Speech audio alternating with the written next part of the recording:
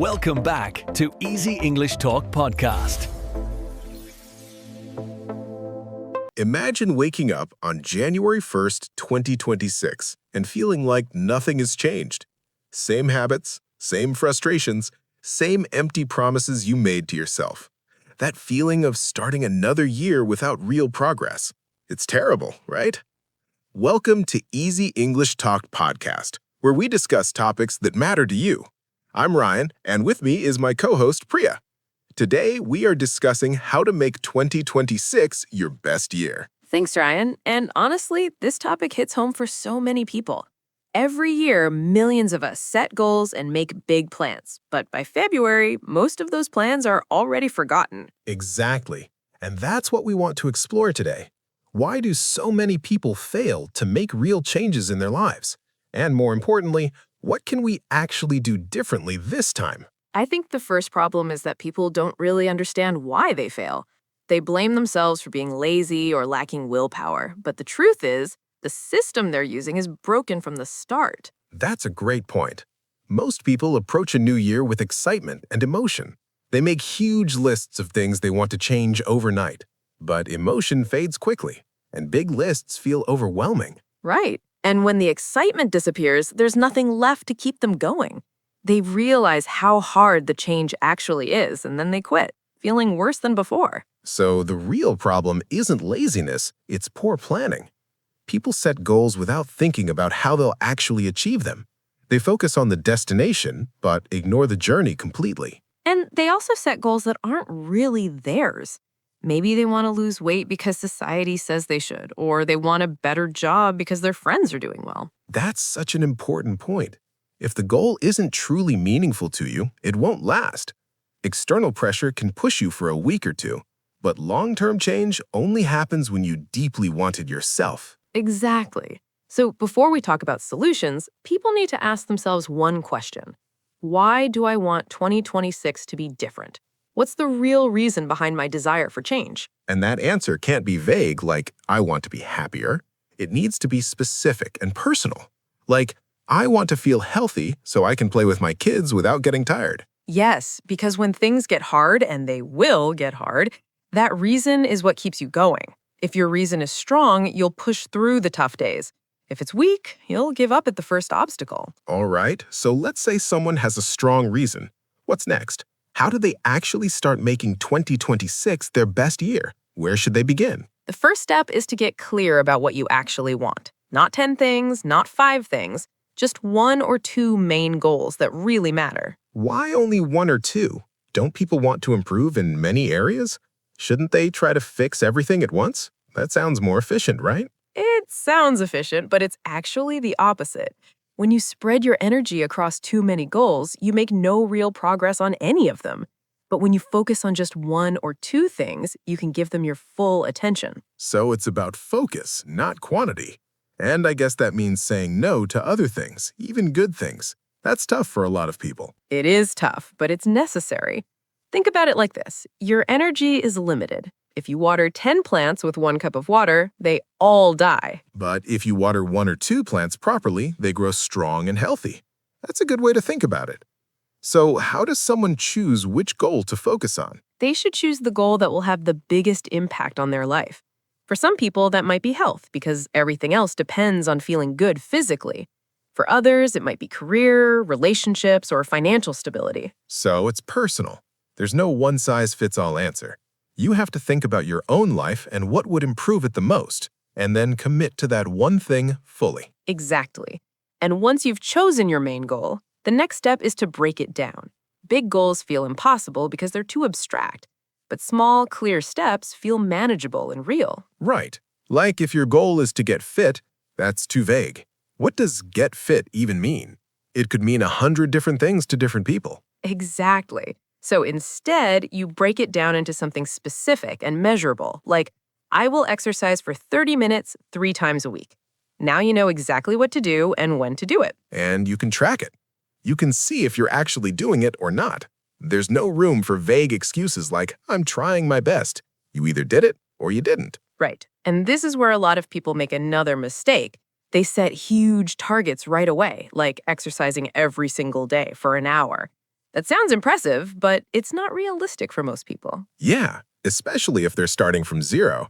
Going from no exercise to 7 hours a week is a massive jump. Most people can't sustain that kind of change. Exactly. So it's better to start small and build up gradually. Maybe you start with just 15 minutes twice a week. That feels easy, so you actually do it, and that builds confidence. And confidence is everything when it comes to change. Every time you follow through on a small promise to yourself, you trust yourself a little more. Over time, that trust becomes powerful momentum. Yes, and the opposite is also true.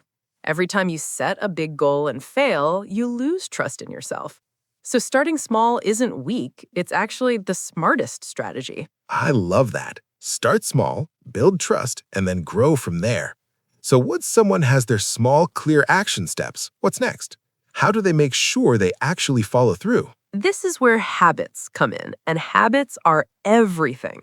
If you rely on motivation alone, you'll fail because motivation is unreliable. Some days you'll feel motivated, other days you won't. Right. Motivation is like the weather. It changes constantly. You can't build a strong life based on something so unpredictable. So what's the alternative? The alternative is systems and routines. You create a simple routine that makes your goal part of your daily life. It becomes automatic, not something you have to think about or force yourself to do. Can you give an example of that? Like, what would a simple routine look like for someone trying to get healthier? How do they make it automatic? Sure. Let's say your goal is to exercise 3 times a week. You pick 3 specific days, like Monday, Wednesday, and Friday, and you pick a specific time, like 7 a.m., right after you wake up. So it's scheduled. It's not just, I'll exercise when I feel like it. It's locked into your calendar like an important meeting. That removes the decision-making part. Exactly. And you also prepare everything the night before. You lay out your workout clothes, fill your water bottle, and set your alarm. When morning comes, there's no friction. You just start. That's smart, because the biggest enemy of action is friction. If you have to search for your shoes or think about what to wear, you'll probably skip it. But if everything is ready, it's much easier to just begin. Right. And this applies to any goal, not just exercise. If you want to read more, put the book on your pillow before bed. If you want to eat healthier, prep your meals on Sunday so you don't have to think during the week. So you're designing your environment to support your goals. You're making the good choice the easy choice, and the bad choice requires more effort. Exactly. And this is really important. Most people try to change their behavior without changing their environment. They keep junk food in the house and wonder why they can't stop eating it. Right. Willpower only goes so far. If you're stressed and tired and there's ice cream in the freezer, you'll probably eat it. But if there's no ice cream in the house, you can't eat it even if you want to. Exactly. So part of making 2026 your best year is setting up your environment for success. Remove temptations, add helpful tools, and make good habits easy. Don't rely on willpower alone. That's a losing game. Okay, so we've talked about focus, breaking goals down, starting small, and building habits. But what about when things go wrong? Because let's be honest, life doesn't go perfectly for anyone. That's such an important question. And this is where most people completely give up. They miss one day of their routine and they think they failed completely. So they quit and go back to old habits. Yeah, it's like if you're on a diet and you eat one cookie, you think, well, I already messed up. So you eat the whole box and then give up on the diet entirely. It's an all or nothing mindset. Right, but that mindset is wrong. Missing one day doesn't ruin everything. It's just one day. What matters is what you do next. So it's about resilience, not perfection. You don't have to be perfect. You just have to keep going. One mistake doesn't define your entire year. Exactly. In fact, the ability to bounce back after a mistake is more important than never making mistakes. Because everyone makes mistakes. Everyone has bad days. The winners are the ones who get back on track quickly. That's a great way to put it. So if someone misses a workout or eats badly one day, what should they do? Should they punish themselves, feel guilty, or just move on? Just move on. Don't waste energy on guilt or shame. Those emotions don't help you. They just make you feel worse. Instead, acknowledge the mistake, learn from it if possible, and get back to your routine. So it's almost like treating yourself with kindness the way you'd treat a friend. If your friend made a mistake, you wouldn't yell at them or call them a failure. You'd encourage them and remind them that tomorrow is a new day. Exactly. Self-compassion is so important. People think being hard on themselves will motivate them, but it usually does the opposite. It creates shame and discouragement, which leads to giving up. So the better approach is to be firm but kind with yourself. Hold yourself accountable, but don't destroy yourself when things go wrong. Just get back up and try again. Right. And one helpful strategy is to plan for obstacles in advance. Think about what might go wrong and have a plan for how to handle it. That way, when life gets messy, you're not caught off guard. Can you give an example of that? Like, what kind of obstacles should someone plan for, and what would the plan look like? Sure, let's say you're trying to exercise regularly, but you travel a lot for work. You know that traveling will disrupt your routine, so instead of hoping it won't be a problem, you plan for it. Okay, so what would the plan be? Do you just skip exercise when you travel, or is there a backup option? How do you stay consistent? You create a backup routine. Maybe when you're traveling, you can't go to the gym, but you can do a 15-minute workout in your hotel room. It's not perfect, but it keeps the habit alive. So it's about flexibility. You adjust the plan to fit the situation. The goal isn't to be perfect, the goal is to stay in the game. Even a small effort is better than nothing. Exactly. And this mindset helps you stay consistent over the long term, because life will always throw challenges at you. The key is to keep moving forward even when things aren't ideal. All right, so let's talk about another important piece of this puzzle, tracking progress. A lot of people start strong, but then lose motivation because they don't see results right away. How do you stay motivated when progress feels slow? That's a great question. And the answer is to track the right things. Most people only track outcomes like weight loss or money saved. But outcomes take time, so you don't see progress for weeks or months. Right. And when you don't see progress, you feel like you're failing, so you quit before the results even have a chance to show up. It's a frustrating cycle. Exactly. So instead of only tracking outcomes, you should also track your actions. Did you exercise today? Did you eat healthy meals? Did you save money this week? These are things you can control and celebrate immediately. So you're celebrating the process, not just the result. You're giving yourself credit for showing up and doing the work, even if the final result isn't visible yet. Right. And this keeps you motivated because you see progress every single day. You're not waiting for some distant moment when you finally succeed. You're succeeding every time you follow through on your plan. That's powerful. So how do people actually track this? Do they need a fancy app or system, or can it be simple? What works best? It can be very simple. Some people use a calendar and just mark an X on every day they complete their habit. Others use a notebook or a phone app. The tool doesn't matter. What matters is that you do it consistently. And I guess seeing a chain of X's on a calendar is motivating. You don't want to break the chain. It becomes a little game you play with yourself. Exactly. And that chain builds momentum. The longer the chain gets, the more committed you feel. You start to see yourself as someone who follows through, and that identity is powerful. So tracking isn't just about measuring progress. It's also about building identity. You're proving to yourself that you're the kind of person who keeps promises, and that changes how you see yourself. Yes, and that's one of the most important shifts you can make. If you see yourself as someone who quits, you'll quit. But if you see yourself as someone who persists, you'll keep going even when it's hard. All right, let's talk about another big challenge, dealing with other people. Sometimes the people around us don't support our goals, or they even sabotage them. How do you handle that? This is a tough one because we're social creatures. We care what other people think, and we're influenced by the people we spend time with. If your friends eat junk food all the time, it's harder for you to eat healthy. Right. And sometimes people close to us feel threatened by our changes. Maybe they're not working on themselves, so they don't want you to improve either. It sounds harsh, but it happens. It does happen, and it's not always intentional. Sometimes people just don't understand why you're making changes. They might joke about your new habits or pressure you to go back to old ways. So what do you do in that situation? Do you cut those people out of your life, or is there a better approach? How do you protect your goals without destroying relationships? You don't have to cut people out immediately, but you do need boundaries. You need to communicate clearly about what you're doing and why it matters to you. And you need to be firm about protecting your time and energy. So it's about being honest and direct, like, I'm working on my health right now, so I'm not going to eat fast food with you. Or, I need to exercise in the morning, so I can't stay out late tonight. Exactly. And most people will respect that if you're clear and confident about it. The ones who don't respect it are showing you who they are, and maybe those relationships need to change. That's hard to hear, but it's true. If someone can't support you when you're trying to improve your life, they're not really a friend. Real friends want you to succeed. Right. And on the flip side, you should also seek out people who support your goals. Join communities, find accountability partners, and surround yourself with people who are also trying to grow. That makes everything easier. So you're changing your environment again, but this time it's your social environment.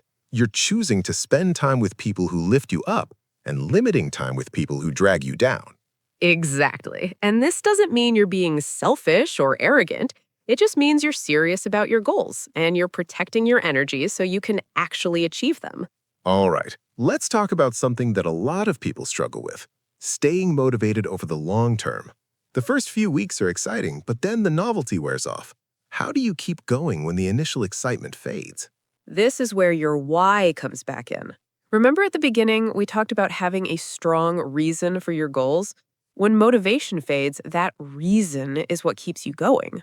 So you need to reconnect with your purpose regularly. You can't just figure it out once and then forget about it. You need to remind yourself why this matters. Exactly. Some people write down their reason and read it every morning. Others use a photo or a quote that reminds them of their goal.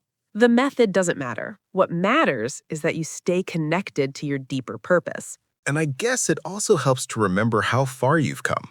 When you're tired and frustrated, it's easy to focus on how far you still have to go. But looking back at your progress can give you energy. Absolutely. That's another reason why tracking is so important. When you look back at your journal or your calendar, you can see all the days you showed up. You can see the proof that you're making progress, even if it feels slow. So it's about perspective. You're not starting from zero anymore. You've already built momentum. You've already changed. And that should give you confidence to keep going. Right. And another thing that helps is to celebrate small wins along the way. Don't wait until you reach the final goal to feel proud of yourself. Celebrate every milestone, no matter how small. Like what? What would a small win look like, and how do you celebrate it without going overboard? I'm thinking of someone who rewards themselves with a pizza after one day of healthy eating. Right. The reward shouldn't contradict the goal. That doesn't make sense. But you can celebrate in other ways, like treating yourself to a movie, buying something you've wanted, or just taking a moment to feel proud. The point is to acknowledge your effort and reinforce the positive behavior. So you're training your brain to associate the new habit with positive feelings. You're making the process enjoyable, not just the result. That makes it more sustainable over time. Exactly. And this is really important because change is hard. If the journey is miserable, you won't stick with it. But if you find ways to enjoy the process, it becomes something you want to do, not something you have to force yourself to do. All right, let's talk about something practical now: time management. A lot of people say they don't have time to work on their goals. How do you make time when life is already busy? This is a common excuse, and I say excuse because it's usually not about time. It's about priorities. Everyone has the same 24 hours in a day. The question is, what are you choosing to do with those hours? That's a tough truth. So you're saying people do have time, they're just spending it on other things, like scrolling social media, watching TV, or doing things that don't really matter. They need to be more intentional. Exactly. And I'm not saying you should never relax or have fun, but if you say you don't have time for your goals and then you spend 2 hours on Netflix every night, that's a choice. You're choosing entertainment over progress. So the first step is to be honest about how you're currently spending your time. Maybe track it for a week and see where the hours actually go. That can be eye-opening. It really can. Most people are shocked when they see how much time they waste. And once you see it clearly, you can make better choices. You can cut out things that don't serve you and use that time for your goals. And I think it also helps to start very small. Like, you don't need an hour a day to make progress. Even 15 or 20 minutes can make a huge difference over time. Absolutely. 15 minutes a day is 105 minutes a week, which is almost 2 hours. Over a year, that's more than 90 hours dedicated to your goal. That's a lot of progress from something that feels like almost no time at all. So the key is consistency, not duration. A little bit every day beats a lot once in a while. It's the compound effect over time that creates real change. Exactly. And that's why we keep coming back to small steps and daily habits. They might not feel impressive in the moment, but over months and years, they completely transform your life. All right, we've covered a lot of ground here. Let's talk about mindset for a moment, because I think that's the foundation of everything. If your mindset is wrong, none of the strategies will work. That's so true. Mindset is everything. And one of the most important mindset shifts is moving from all or nothing to progress over perfection. You don't have to be perfect, you just have to keep moving forward. Right. And that's hard for a lot of people, especially if they're perfectionists. They think if they can't do something perfectly, they shouldn't do it at all. But that mindset leads to paralysis and inaction. Exactly. Perfectionism is actually a form of fear. It's fear of failure, fear of judgment, fear of not being good enough. But the truth is, imperfect action is always better than perfect inaction. So you have to give yourself permission to be messy, to make mistakes, to not have it all figured out. You just have to start and learn as you go. That's how growth actually happens. Right. And another important mindset shift is focusing on what you can control. You can't control outcomes, you can't control other people, you can't control unexpected events, but you can control your effort, your attitude, and your daily actions. So instead of worrying about things outside your control, you pour your energy into what you can actually influence. That's empowering. It takes you out of victim mode and puts you in control. You become the author of your own story. Exactly. And that's what makes 2026 different than every other year. It's not about luck or circumstances, it's about you deciding to take responsibility and take action. I love that. So let's bring this all together now. We've talked about so many different strategies and ideas. What are the most important things someone should remember? I think the first thing is to get clear on your why. Why do you want 2026 to be your best year? What really matters to you? That clarity will guide everything else. And then pick 1 or 2 main goals, not 10. Focus your energy on what matters most. You can always add more later, but start with what will make the biggest difference. Right. Then break those goals down into small, specific actions. Don't just say, get fit. Say, exercise for 30 minutes 3 times a week. Make it clear and measurable. And build those actions into habits and routines. Don't rely on motivation. Create a system that makes the right choice easy. Prepare your environment to support your goals. And track your progress, both actions and outcomes. Celebrate small wins. Don't wait for perfection, just show up consistently and trust the process. And when you fail, because you will fail sometimes, don't quit. Get back on track quickly. Treat yourself with kindness. Resilience matters more than perfection. And finally, surround yourself with people who support you. Protect your energy. Set boundaries. You can't do this alone, so find your people. Those are really solid points. And I think if someone follows even half of this advice, they'll see real change. But they have to actually do it. Knowledge without action is useless. So the question is, what will you do today? That's the key question. Not what will you do in 2026, but what will you do today, right now, to start moving in the right direction? Because today is all we really have. Exactly. 2026 will be your best year if you make today a good day. And then tomorrow you do it again, and the next day. One day at a time, one choice at a time, you build the life you want. And that's really the whole message here. You don't need a perfect plan. You don't need ideal circumstances. You just need to start, stay consistent, and keep going. All right, I think that's a great place to wrap up. We've covered the mindset, the strategies, and the practical steps you need to make 2026 your best year. Now it's up to you to take what we've shared and put it into action. And remember, this isn't about being superhuman or doing something impossible. It's about making small, smart choices every day. Anyone can do this if they're willing to commit. So true. And we really hope this conversation has given you some clarity and motivation. If you found this helpful, we'd love for you to check out our other episodes. We talk about all kinds of topics that can help you live a better, more intentional life. Yes, we cover everything from productivity and habits to relationships and personal growth. Whatever challenge you're facing, we're here to explore it with you. So make sure to listen to more episodes and join us on this journey.